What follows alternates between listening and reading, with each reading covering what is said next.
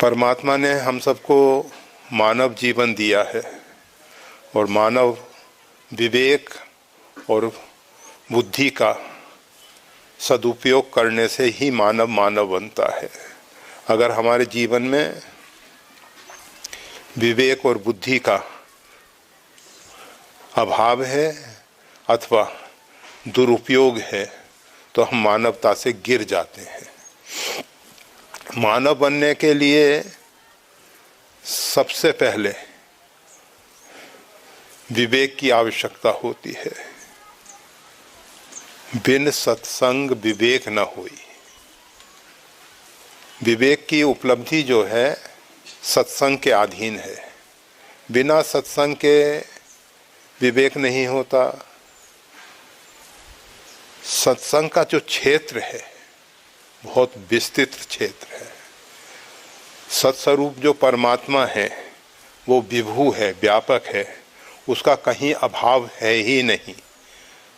परंतु सबसे बड़ी समस्या ये है कि उस सत्स्वरूप परमात्मा को हम ना तो समझ पाते हैं न देख पाते हैं। और मानव इस दिशा में जो प्रयासरत हैं वो भी सत्संग ही है। इस दिशा में जो प्रयास किया जाता है वो सब सत्संग है।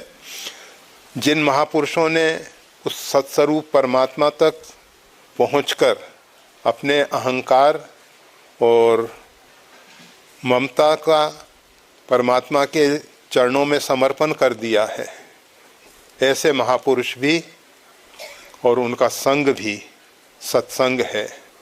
परमात्मा का नाम रूप लीला धाम सभी सत्संग के अंतर्गत आ जाते हैं। श्रीमद् गोस्वामी तुलसीदास जी ने संपूर्ण मानवता के लिए एक बहुत महत्वपूर्ण कार्य किया अथवा कराया गया। गोस्वामी तुलसीदास जी कहते हैं, कवि न होऊं नहीं चतुर कहावऊं। मैं कवि नहीं हूँ, ना मेरे में किसी प्रकार की चतुरता है। ये जो प्रसाद काव्य है, रामचरितमानस एक प्रसाद काव्य है। भगवत कृपा से शंभु प्रसाद सुमति हिय हुलसी, रामचरितमानस कवि तुलसी। जो कवित विवेक एक नहीं मोरे, सत्य कहूँ लिख कागज कोरे। कहते हैं गोस्वामी तुलसीदास जी, मैं कवित का किसी भी प्रकार का विवेक जो है उसके विषय में अनभिज्ञ हूँ, उसके विषय में मेरे को जानकारी नहीं है। परंतु शंभु प्रसाद, जब भगवान शंकर की कृपा हुई, ऐसा कहा जाता है, मानस में लिखा भी है, सपने साचे मोहि पर जो हरि गोरी पसाऊ। स्वप्न में जो भगवान शंकर ने आदेश दिया, गोस्वामी तुलसीदास जी रामचरितमानस की रचना करने से पूर्व अपने अंदर इस प्रकार के विचार नहीं करते थे कि हमको समाज के लिए, मानवता के लिए कुछ करना है। रामचरितमानस की रचना करने के समय स्वांता सुखाए तुलसी रघुनाथ गाथा, भाषा निबंध मति मंजुल मात नोती।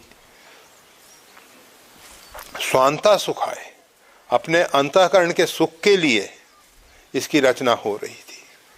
परंतु जब भगवान शंकर की कृपा हुई, भगवान श्री राघवेंद्र की कृपा हुई, भगवती सरस्वती मानस से मुख पंकज आई। हृदय में जो सरस्वती का निवास था वो मुख में आई और गोस्वामी तुलसीदास जी के मुख से रामचरितमानस प्रकट होना शुरू हुआ।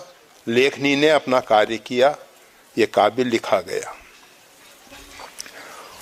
और ये जो काव्य है इतना लोकप्रिय हुआ, इस विषय में हमने पहले भी आपको बताया था। आज से लगभग 100 वर्ष पूर्व मिस्टर कारपेंटर रामायण पे एक शोध ग्रंथ लिखे, जो ऑक्सफोर्ड लाइब्रेरी लंदन में सुरक्षित है। उसकी कॉपी अपने ग्वार आश्रम की लाइब्रेरी में भी है और भी अनेक जगह मिल सकती है। उस शोध ग्रंथ में उन्होंने ये बात स्वीकार की है, विश्व में सबसे अधिक पढ़े जाने वाली पुस्तक बाइबल है, परंतु सबसे अधिक लोकप्रिय रामचरितमानस है। तो रामचरितमानस इतना लोकप्रिय क्यों हुआ और कैसे हुआ, इसका रहस्य ये प्रसाद काव्य है। भगवत कृपा से अनहोनी जो है होनहार हो जाती है, होनहार बदल सकती है। कर्तुम अन्यथा अकर्तुम, दोनों में जो समर्थ हैं वो है परमात्मा। वीडियो देखने के लिए धन्यवाद। श्री गुरुदेव की वाणी का और ज्यादा लाभ लेने के लिए कृपया हमारे चैनल को लाइक और सब्सक्राइब करना ना भूलें। चैनल का लिंक डिस्क्रिप्शन बॉक्स में उपलब्ध है। जय श्री राम।